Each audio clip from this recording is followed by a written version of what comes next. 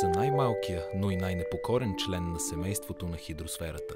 Абстрактен скулптор, а земната повърхност – неговия непрестанно изменящ се шедьовър. Те са едни от най-динамичните екосистеми на Земята. Това са реките, кръвоносната система на планетата. Археологически останки от редица вече изчезнали селища и повечето сегашни градове и села показват, че тяхното местоположение винаги е зависило от наличието на извори, реки или други водни обекти. Днес реките се използват не само за битови нужди и напояване, а и като енергетичен източник, суровинен елемент в промишлеността и други. Установено е, че всяка година над 160 милиона души се изхранват с речния улов. Нещо повече, приблизително 2 милиарда души от населението разчитат директно на реките за задоволяване на питейните си нужди. Дори в икономическо и социално отношение, множество страни по света се уповават на реките за транспорт, промишленост, земеделие, туризъм, та дори и за запазването на културни и религиозни ценности. Както нас, така и природата не може без своята кръвоносна система. Освен чисто физичните им функции, като определяне на релефа чрез ерозия и седиментация или разпределяне на водния ресурс, реките играят важна роля и в поддържането на биоразнообразието. Над 140 000 биологични вида, включително 55% от всички риби, са пряко зависими от речните местообитания. Още повече видове са зависими косвено от тях. Те транспортират и разпределят хранителни вещества и други материали, необходими за обуславянето на множество различни хабитати, като влажни зони, ключови за много от прелетните птици, гори и други.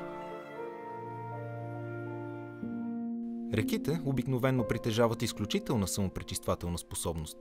Въпреки това, в повечето случаи темповете на замърсяване надвишават тези на самопречистване. Основните източници на замърсяване на реките включват заустването на неефективно третирани отпадъчни води, замърсяване с битови отпадъци, промишленост, земеделие. Натрупването на биогенни елементи като азот, фосфор и калий водят до свръхпродукцията на микроводорасли. Те от своя страна произвеждат голямо количество кислород през деня, но използват и немалко такова през нощта. Количеството на разтворения кислород във водата обаче е ограничено, поради по-високата плътност на водата спрямо тази на атмосферата. Вследствие на това, повечето от кислорода се изпарява, докато всичко останало се използва от микроводораслите. А резултатът е кислороден замор или еутрофикация. Всички организми в засегнатия район буквално се задушават. Без предприемане на необходимите мерки, този процес се акумулира все повече и повече. По-притеснително обаче е замърсяването с токсични съединения, полимери от пластмасови и други изделия, устойчиви органични замърсители. Съществуват вече над 5 милиона различни синтетични вещества, които са чужди на природния кръговрат и не могат да се включат в биогеохимичните цикли и процесите на деградация в природата. Класически пример е разпространението на устойчивия пестицид ДДТ, чието метаболити се откриват дори в телата на пингвините в Антарктика, а там няма как да са използвани химични препарати от този вид. Изследванията показват, че в световен мащаб около 1500 тона микропластмаси на година се освобождават във водните екосистеми, разпръскват се чрез водния цикъл на Земята, натрупвайки се в хидробионтите и самите нас. Очевидно е, че проблемът е глобален, но дори само у нас ефектите са на лице и са потресаващи. В червената книга на България вече има 50 вида риба. Над 60% от рибните популации в Дунав и притоците му са изчезнали само през последните 20 години. В България няма река, която да не е засегната от замърсяване или пресъхване. Вината може да се потърси на много места. Неразумно управление на природните ресурси, некачествен контрол и регулация, но въпреки това действията могат да се предприемат от всеки един човек. На първо място идва личната отговорност на всеки да изхвърля битовите и строителните си отпадъци на регламентираните за това места, като не става дума само за самите реки, ами и за речния водосбор. Речните екосистеми са силно зависими от своя водосбор по отношение на потока от енергия и материя, настъпващи оттам.